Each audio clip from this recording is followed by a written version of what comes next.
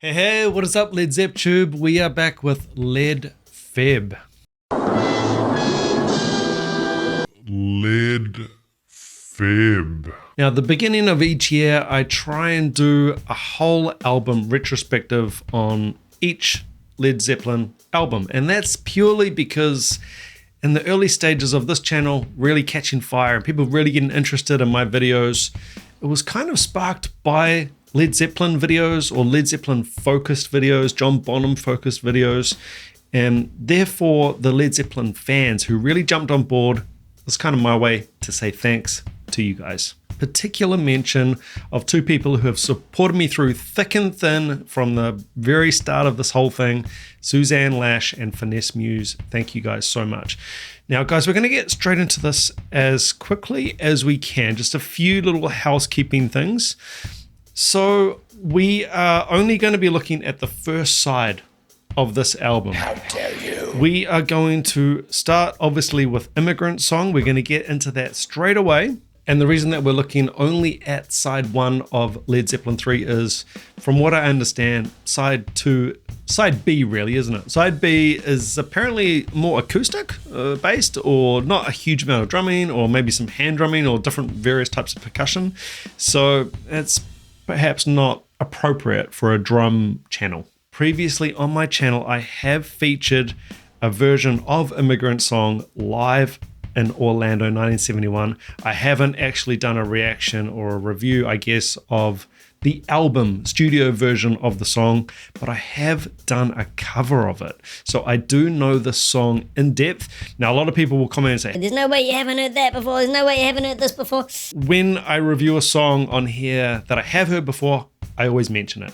This song, I have heard it before. I've heard it multiple times, and it's actually become an integral part of my teaching. And I'll talk briefly about that and the reason for that after we listen to the song. The whole purpose, or rather the whole strategy I'm going to use here, is actually like a listen though. I'm going to try and do a listen right through the song, right through the album, and try and get a little bit of flow. So I will not be stopping the songs during them, and I'll be trying to stop very briefly after them because I want to get that album flow. Whew. With all that said, let's check out track number 1 from Led Zeppelin III, 1970. This is a vinyl transfer complete with imperfections, bass pedal squeaks. How could you have it any other way? Let's go. Heard that counting.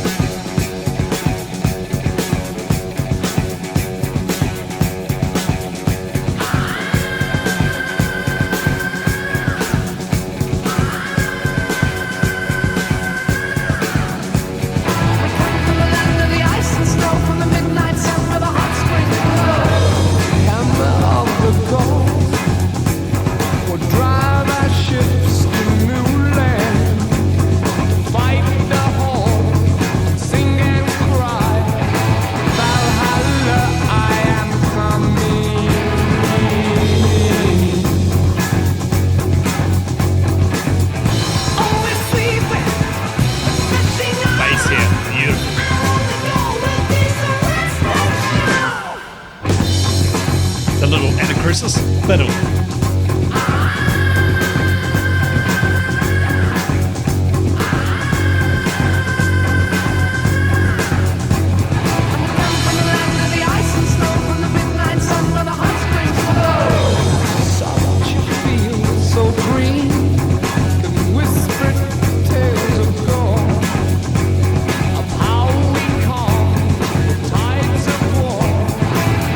We are your overlord.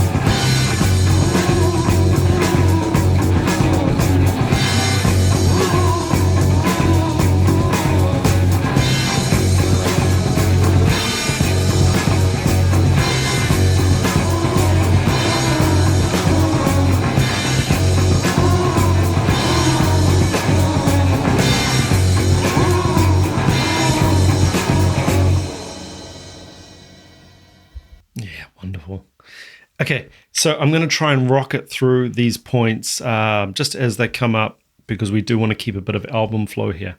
Obviously, the kick drum is a standout feature of the drum track on this song. And as I said, I do know this song intimately. I've learnt it literally note for note. Check it out. Check out the cover on my channel.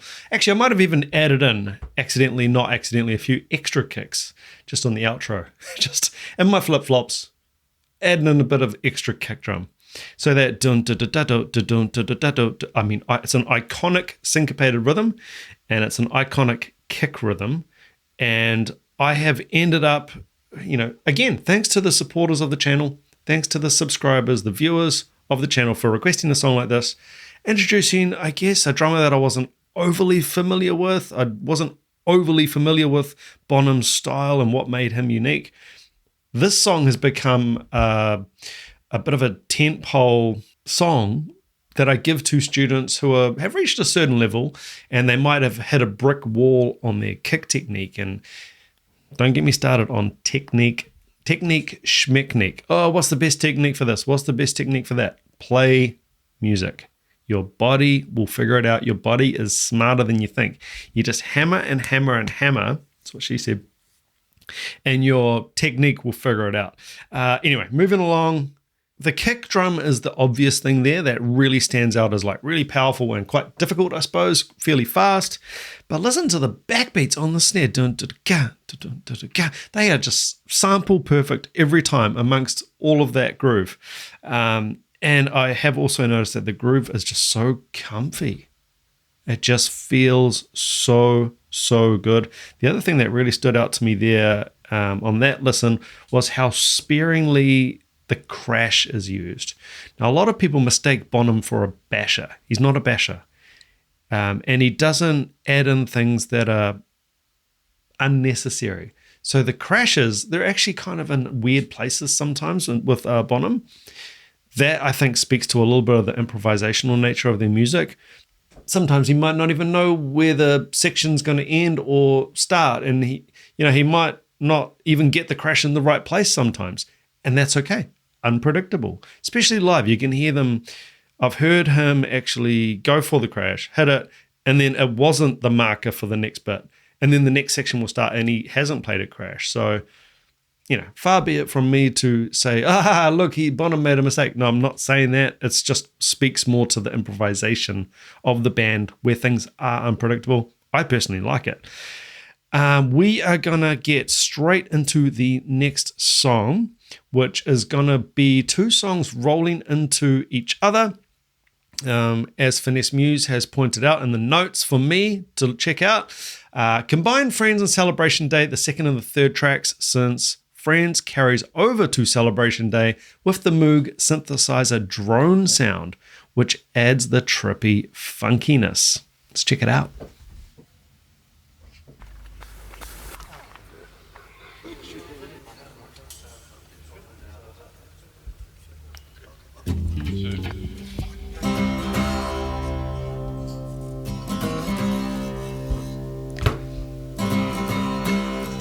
Guitar buzzing.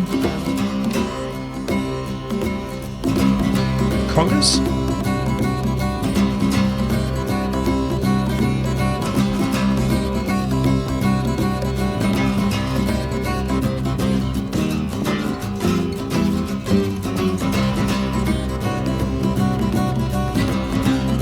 This reminds me of a grunge song. Blind Melon, maybe?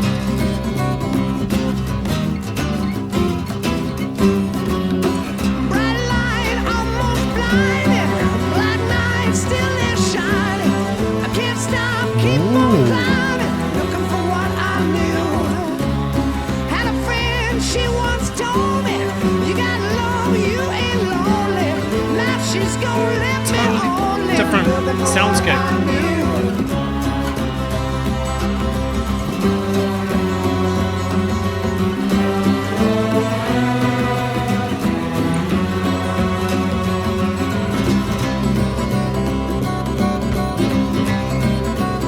Remind me to mention Blind Melon.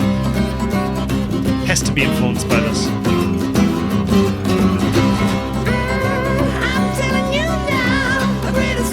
Even the vocals.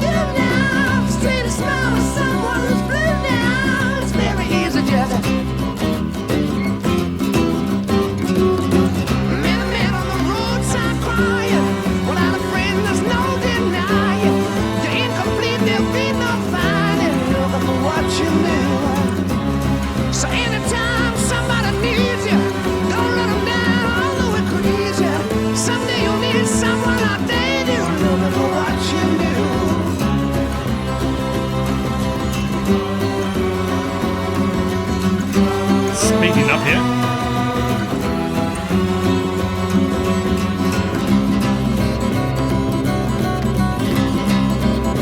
Great guitar part.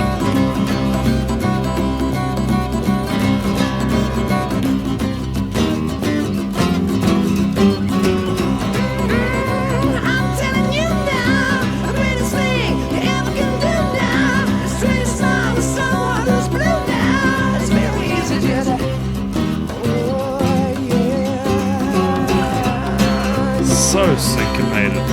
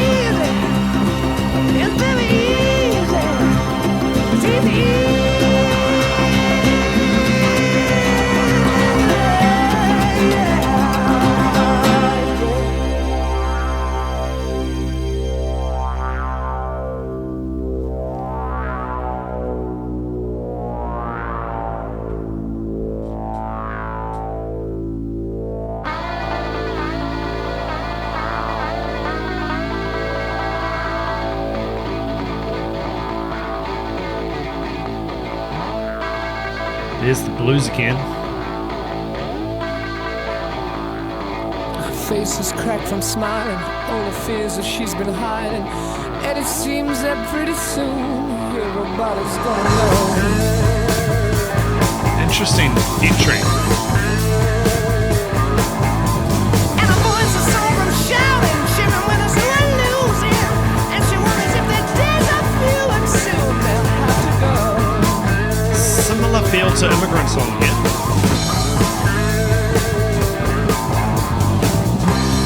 I'm so happy.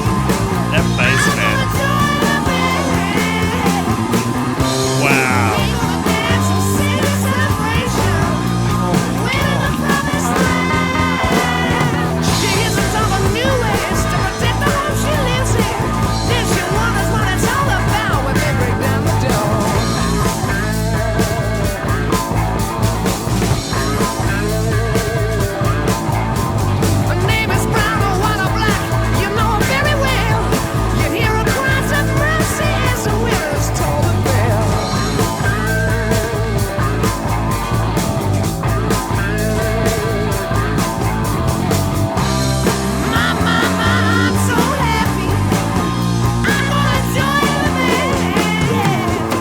Where's my bass players at? Hit me in the comments. That is crazy.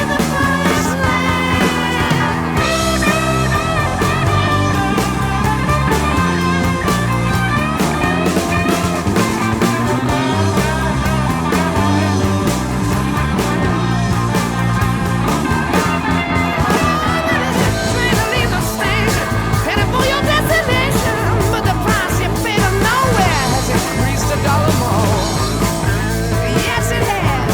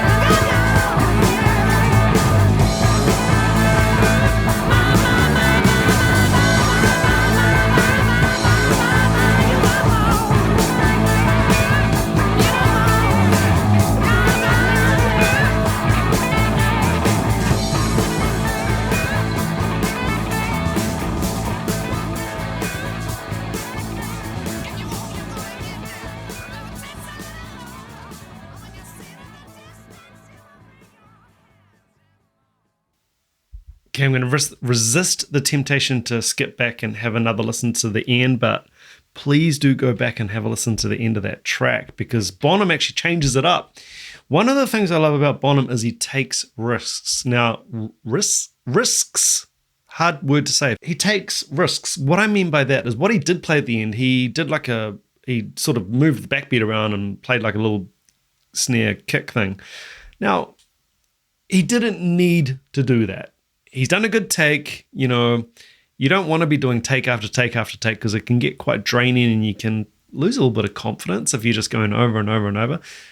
Someone like Bonham, he's got such supreme confidence, I feel. Well, it sounds like he's got supreme confidence, where he's not afraid. He'll throw stuff in. He does it regularly. At the end of a song, he will throw in extra stuff. I think at the end of Immigrant Song, he throws in extra kick triplets because he can. He doesn't care. I'm going to note down the snare again. Now, a lot of you will be thinking, oh, it's not very fast. I could play snare there. 2, 3, about there. 2, 4, 1, 2, 3. Yeah, we can all play a snare at that speed. The fact is, he's doing a perfect rim shot every time. Every time. It is a perfect snare, sample perfect snare tone. And he captures it organically for a whole take, a single take from start to finish. He's hitting that snare like a sample perfect. Great timing and great general drumming ability. I mentioned Blind Melon as a group from the 90s that I really enjoyed. That they were a bit of a bolt out of the blue for me, their sound. And the first track there, Friends, I was like, well, I could really see. Now, I'm never going to sit up here and say that person copied that person. That's just not me. It's just such a reductionist, simpleton view on things because it doesn't work like that. Nothing is original in music, really. Hit me in the comments with your hate and vitriol on that, but nothing's original. Trust me. How you package it and how you put it together, sure, that can be original, but actual notes, everything's kind of been done there. But the way Blind Melon and some of those 90s grunge groups would approach their more acoustic-y, unplugged type stuff, I heard a lot of that in that first track, Friends.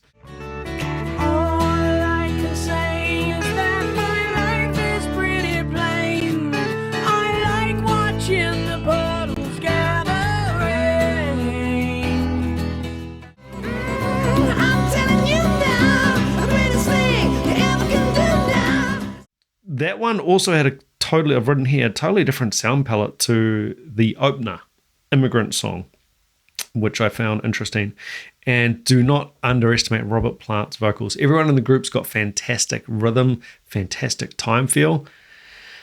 And he does have soaring vocals, but he's also got fantastic rhythm. Really a lot of polyrhythm in his natural feel, a lot of blues, a lot of grit, and just, killer vocals.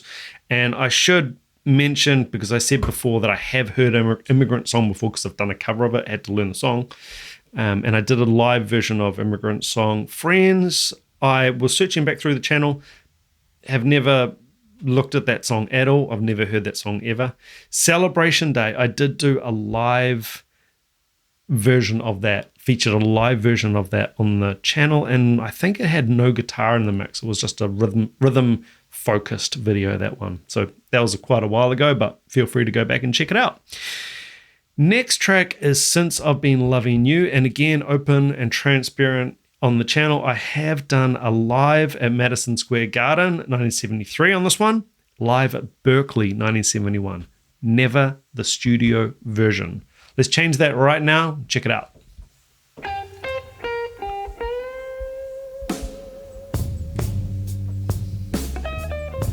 Big 12/8 feel here. I remember this one.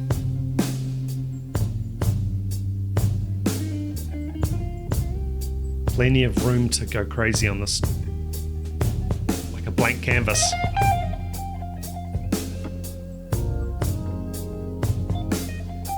Paul Jones.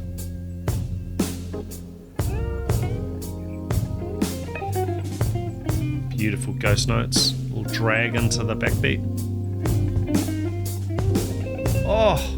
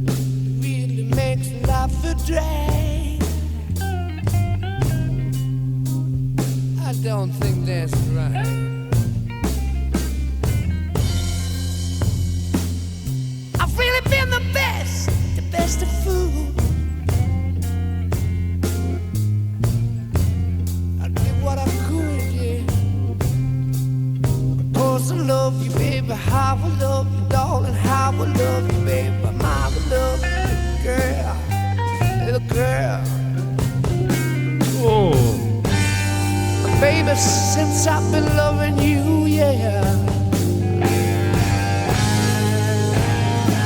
I'm about to lose my war and mind. Ah, yeah. I love that. Everybody trying to tell me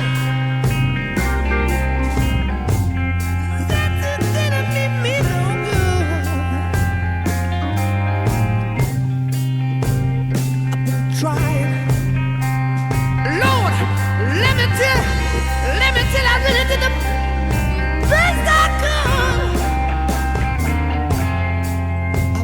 I've been working from 7 to 11 every night. I said it kind of makes me laugh, but drag.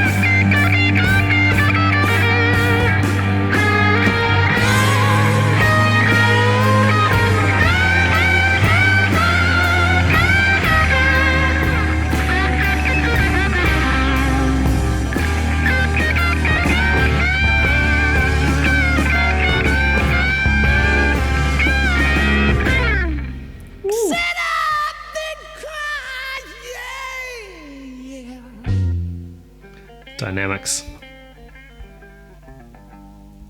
Listen to the buzz. Oh, my tears, it felt like rain. Don't you hear that? Don't you hear the falling? Don't you hear it? Don't you hear the falling?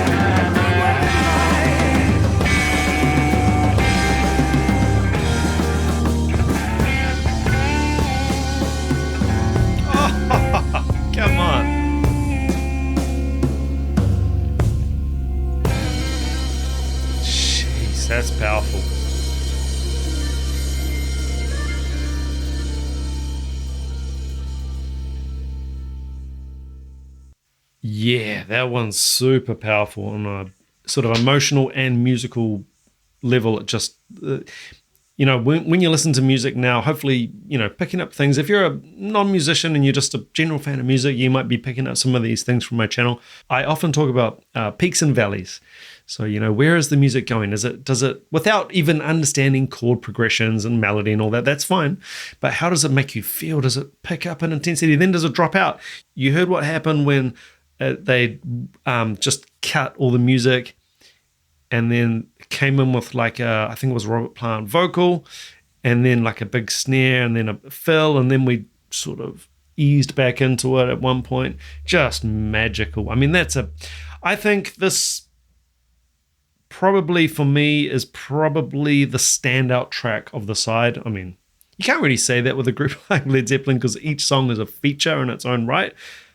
I think that's a standout track. The big 12/8 feel does set up a bit of a blank canvas opportunity for big solos, for lots of exciting subdivision movement on the drums.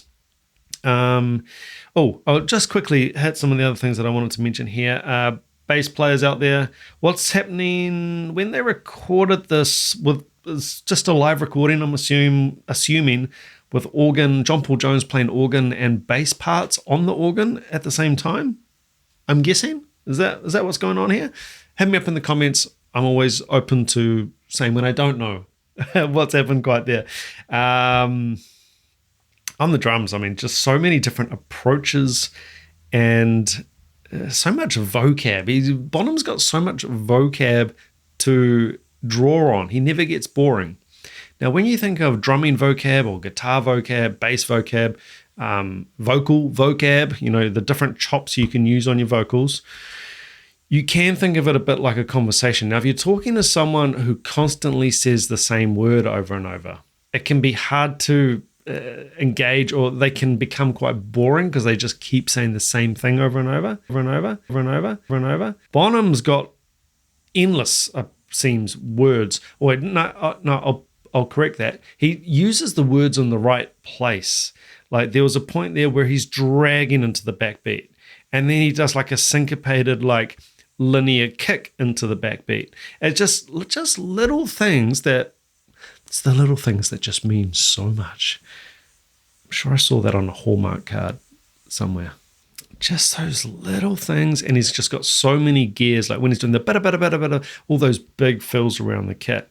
If you're not sure about time signatures, and when I mentioned 12/8, typically 99% of pop and rock music is played in 4/4, and if we're playing eighth notes over that, we're going 1 and 2 and 3 and 4, and right hand being the hi-hat part or the ride part, 1 and 2 and 3 and 4, and very even, very sort of square, ch.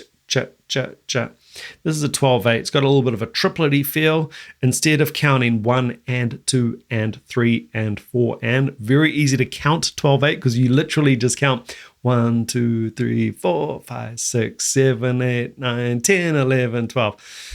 Or you could think of that in triplets, 1 and 2 and 3 and 4 and lovely, relaxed kind of feel. And they're just taking their time here. Totally taking their foot off the accelerator and just allowing the first side of the album to breathe. Beautiful. Okay, we're going to check out on the Tiles. It is going to be the last song. Thank you for joining me on this retrospective review reaction journey. I will cover off a few things that particularly Finesse Muse, I think, mentioned that were worth noting. I'll go through some of that after this, but I really do hope you've enjoyed it. Guys, remember, I do have a Led Zeppelin playlist too, so you can check out all the Led Zeppelin videos that I have featured on the channel. When it comes to Out on the Tiles, I have featured an instrumental version, but I've never actually listened to the studio version of this song. So let's check that out right now.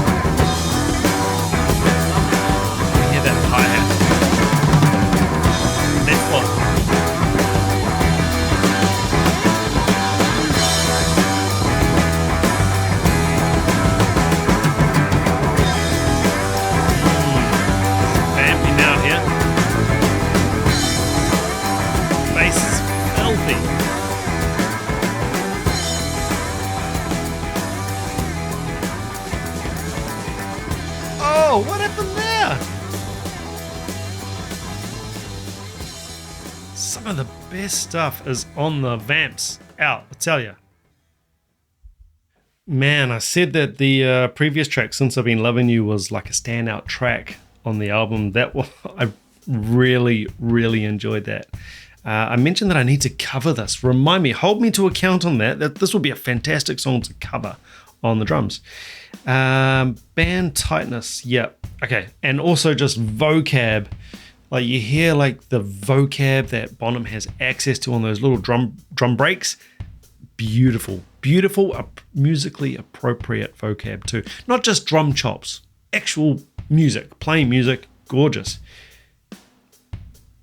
I wanted to mention also band tightness.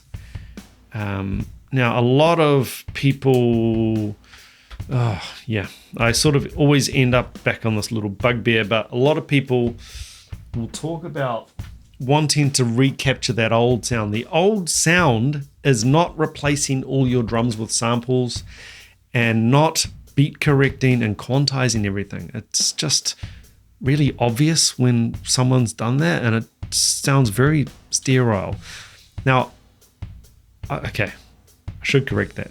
I mean, sometimes you want a steak, sometimes you want the fish. Like, it depends what you feel like, right? Obviously, some things it's going to be more appropriate than others. But if you do want that old, organic, rough around the edges sound, this is the benchmark, because there are little artifacts in the sound. There are things in there, and it adds to it. The music does speed up. There might even be bung notes. There might even be things that were not really ideal, and things that you would remove in the modern music producing engineering world. But that is what gives it the sound. Okay, I am going to cover off a few other things here, because the dear subscribers who have contributed, to the channel for years, have included some notes here. So Finesse Music, a couple of things you've mentioned here. The third reaction would be Since I've Been Loving You, with the infamous Bonham bass pedal squeak that bleeds through the original drum recording. They forgot to oil the pedal. And the fourth reaction could be Out on the Tiles. And then just going through the messages here, we did want to find a really nice vinyl transfer, which that was. So nothing too sort of fixed up, I guess, which is great. Yeah, left him by mistake, but it becomes... Look, we're talking about it now. How long? 55 years later, we are talking about it now. It's human. It's real. It makes it feel like you are in the room. And that's what we want. What else we got here? Also, many fans think Jimmy's solo on the studio recording of Since I've Been Loving You is his best solo of all time. Personally, it's one of my favorite solos of his as well. But his best, most brilliant solo, I feel, is on Stairway to Heaven from the fourth album, But I Digress. I also have done a drum cover of Stairway to Heaven on the channel, I think long before I even did a drum cover, drum reaction of Led Zeppelin. You can obviously go and check that out. I've added it to my Led Zeppelin playlist. Other comments about side one. At the very beginning, when Immigrant Song starts, you can hear Bonham count 4 to launch into that iconic riff and blast off. Yep, I've definitely noticed that, especially when I was learning the song. Also, side 2, which I know you won't be reacting to, you should still give a listen. Such a great album. It's my personal favorite. Amazing. Track 6, 7, 9 actually have Bonham playing percussion, including spoons on track 9. You kidding me? But back to side 1, when you react to the Friends and Celebration Day tracks together, Bonham is playing congas on Friends. Such a dynamic drummer playing for the song and what sound is required. Even spoons. So yeah, thank you so much for that extra info. Finesse Music really helps to add context. Thanks to you and Suzanne Lash and all of the Led Zeppelin fans and all the supporters of the channel who have been around for so long. And I mean, really, it might sound like stereotypical cliche, but that you guys are why I'm still here doing this, because you showed such interest and you wanted to hear my opinion, and I'm just glad to offer it up. I treat this as a bit of like a water cooler chat, it's like friends catching up, sharing music, just as I would with drum friends or my family at home. You know, we'd talk about the music and, oh, did you hear that? What did you think of that? What was your favorite song? That's just such a wonderful thing.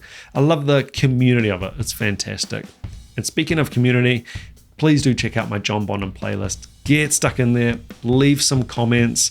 I'd love to hear your hot takes on anything I picked up on or anything that you noticed that I didn't pick up on. If you out there have a reaction request that you definitely want to guarantee gets on this channel, the only way I can guarantee a request at this point is via the PayPal link. That's just because I get so many requests each day, each week, each month. There's no way I can do them all. It's just a way for me to say thank you to the people who are supporting the channel. I do also have a Patreon. It's just $5 a month. Through that, you get access to the blocked videos. If you are enjoying the channel, please do consider hitting that subscribe button, like button, and leaving a comment. That all helps me out. And remember, you as a subscriber of my channel, you get access to a full and free 30-day trial over at Drumeo. Go learn from the world's best on me for free. Guys, until next time, take it easy. Keep chopping wood. Ciao.